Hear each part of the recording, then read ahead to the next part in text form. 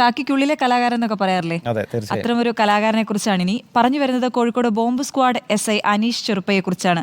അനീഷിന്റെ 13 കവിതകൾ ഉൾപ്പെടുത്തിയ ഞാറ്റുവേല എന്ന കവിതാ സമാഹാരം പുറത്തിറങ്ങി. റൺ ബുക്സ് പ്രസിദ്ധീകരിച്ച പുസ്തകത്തിന്റെ പ്രകാശനം പോലീസ് ക്ലബ്ബിൽ വെച്ച് ഗോവ ഗവർണർ PS ശ്രീധരൻ പിള്ള നിർവഹിച്ചു. പോലീസ് ക്ലബ്ബാണ് വേദി. ഔദ്യോഗിക പരിപാടികൾക്ക് പുറമെ അതും ഒരു പുസ്തക പ്രകാശനത്തിന് ആദ്യമായിട്ടാവും ഇവിടം വേദിയായിട്ടുണ്ടാവുക.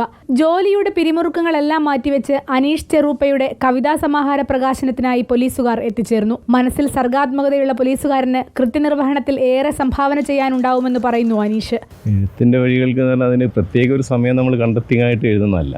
നമുക്ക് എഴുത്തുമായി ബന്ധപ്പെട്ടൊരു ആശയം മനസ്സിലേക്ക് വരുന്ന സമയത്ത് സാധാരണ നമ്മൾ സമയമാണെങ്കിൽ നമ്മൾ ഔദ്യോഗിക തിരക്കിനിടയിലല്ലെങ്കിൽ മിക്കവാറും രാത്രി കാലങ്ങളിലായിരിക്കും നമുക്ക് ഒഴിവുണ്ടാകുന്നത്. ആ സമയത്ത് എന്ത് ചെയ്യും, അതൊറ്റ എഴുത്തിന് അങ്ങ് പേപ്പറിലേക്ക് പകർത്ത് ചെയ്യുന്നത്. ഒരു കവിത ഉണ്ട്, ആത്മഹത്യ എന്നുള്ള ഒരു കവിത എഴുതിയിട്ടുണ്ട്. ആ കവിതേനകത്ത് നമുക്ക് ഈ പോലീസും പിന്നെ സമൂഹത്തിലുണ്ടാകുന്ന ഇത്തരത്തിലുള്ള ആത്മഹത്യ, ജീവിതം അവസാനിപ്പിക്കുന്ന ഒരു പ്രവണത അത് ഏറ്റവും അടുത്ത കാലത്തായിട്ട് പോലീസിലും കൂടുതലുണ്ട്. അപ്പോൾ ആ ഒരു കാര്യങ്ങൾ കണ്ട് മനസ്സിൽ തട്ടിയതിൻ്റെ മുകളിൽ എഴുതിയിട്ടുള്ള ഒരു കാര്യമാണ് ഈ ആത്മഹത്യ എന്നുള്ളൊരു കവിത എന്നത്.